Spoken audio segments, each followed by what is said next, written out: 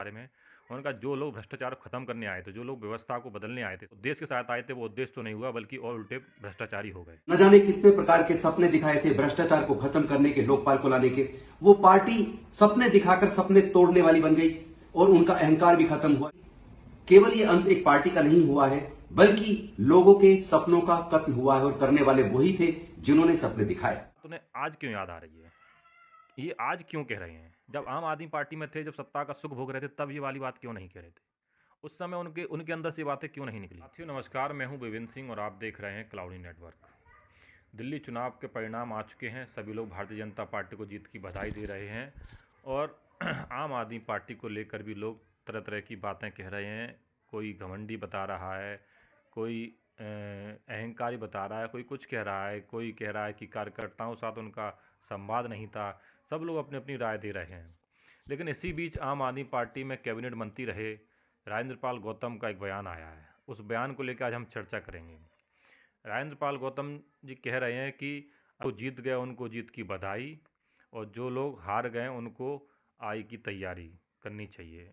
उनका जो लोग भ्रष्टाचार को खत्म करने आए थे, जो लोग व्यवस्था को बदलने आए थे, सब उद्देश्य के साथ आए थे, वो उद्देश्य तो नहीं हुआ बल्कि और उल्टे भ्रष्टाचारी हो गए।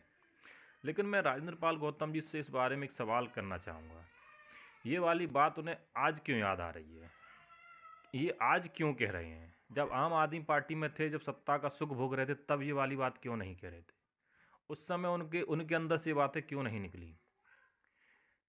ऐसा क्यों होता है कि हर नेता सत्ता सुख भोगने के बाद ही इस तरह की बातें करता है? मुझे लगता है कि नेताओं को अपने अंदर भी झांकने की ज़रूरत है। दूसरों पे आरोप लगाने से पहले अपने अंदर भी झांकने की ज़रूरत है। आम आदमी पार्टी के लिए भी उन्होंने कहा कि आपदा गई लेकिन विपदा आ गई। विपदा यानी कि भारतीय जनता पार्टी के लिए कहा।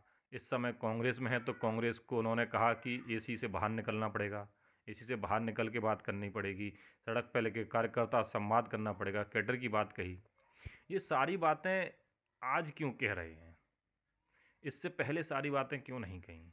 मंत्री पद से हटाए गए, उस समय दबाव रहा होगा निश्चित रूप से, इसलिए उन्होंने खुद मंत्री पद छोड़ा। उस समय ये सारी बातें क्यों नहीं कहीं?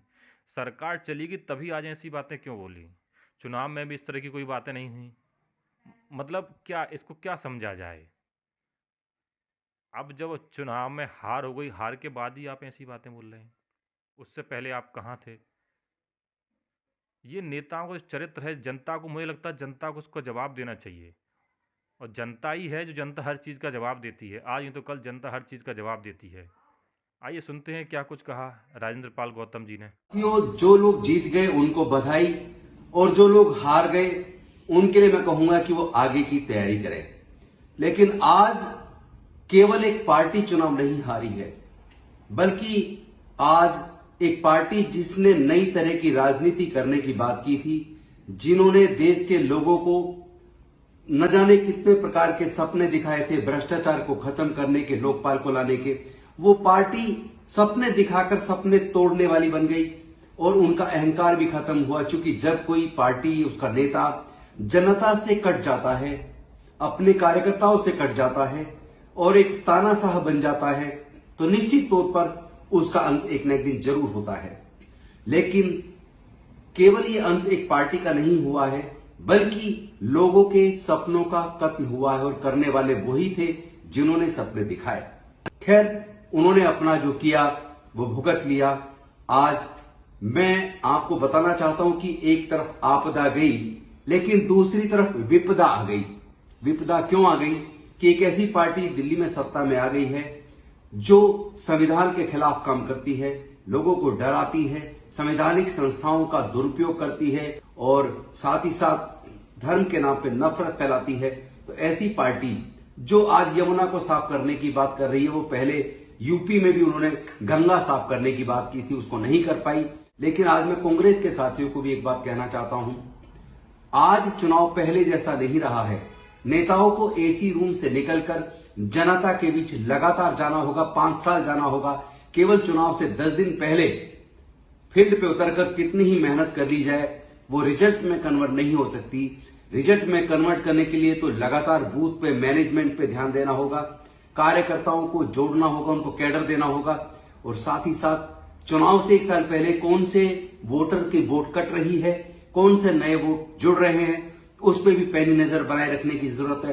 कहां एक स्टेट से ले जाकर दूसरे स्टेट में वोटर बनाए जाते हैं, वहां वोट डलवाई जाती है, जैसा महाराष्ट्र में हुआ, फिर वहां से अगले चुनाव। अभी तो बिहार के चुनाव पे भी नजर रखनी होगी, हो सकता है वहां भी नए वोटर बड़ी संख्या में बनाए जाएं चुनाव को जीतने के लिए। लेकिन आज मैं समझता हूं कि कांग्रेस में बहुत बड़ा ट्रांसफॉर्मेशन होने वाला है। कांग्रेस के नेतृत्व यह समझ चुका है कि जमीन पे उतरे बिना और कैडर का निर्माण किए बिना, कार्यकर्ताओं के बीच कनेक्शन बनाने के बिना और नेताओं को एसी रूम से बाहर निकलकर जनता के बीच जाकर उनके साथ लगातार तालमेल बिठाकर उनके साथ बातचीत करके अपने नीतियों को उनके घर घर तक पहुंचाने का काम करने के बिना कोई पार्टी सत्ता में नहीं आ सकती। मुझे लगता है कि कांग्रेस में बहुत बड़ा ट्रांसफॉर्मेशन होगा और आने वाले समय में भारतीय जनता पार्टी को कांग्रेस मात देगी। निश्चित तौर पर बिहार की तैयारी अब शुरू होगी और उसके बाद आगे की बाकी राज्यों के साथ साथ 2029 की तैयारी भी अभी से शुरू की जाएगी।